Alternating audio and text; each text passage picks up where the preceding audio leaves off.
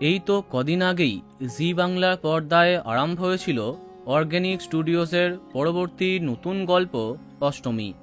তাদেরই চলতি ধারাবাহিক কার কাছে কই মনে কথাকে সরিয়ে দিয়ে তার জায়গায় সন্ধে 6:30টায় আরম্ভ হয়েছিল অষ্টমী। কিছুটা অন্ধবিশ্বাস, কিছুটা অলৌকিকতা এবং কিছুটা বাস্তবতা নিয়ে গড়ে ওঠা অষ্টমী আস্তে আস্তে দর্শকের মন জয় করছিল। এখানে প্রধান চরিত্রে দেখা যায় ঋতব্রতা দে এবং সপ্তর্ষি মৌলিককে। আস্তে আস্তে তাদের রসায়ন পছন্দ করছিল দর্শক।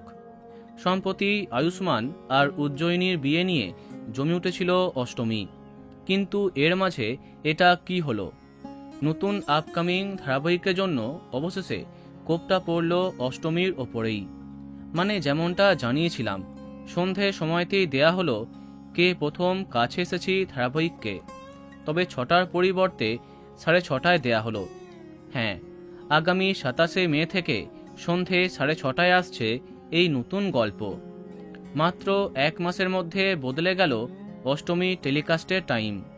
হ্যাঁ, এখনই শেষ হচ্ছে না অষ্টমী, তবে এরপরে রাতের দিকে চলে যাচ্ছে, ফলে টিআরপি যে আরও কমবে তা বলা বাহুল্য।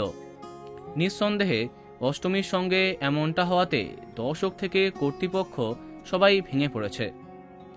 তো বন্ধুরা, এ বিষয়ে তোমার কি মন্তব্য কমেন্টে জানাতে পারো। ভিডিওটি লাইক এবং শেয়ার করো। এই রকম আরও অনেক ভিডিও পেতে সাবস্ক্রাইব করো কারেন্ট পজ। ধন্যবাদ।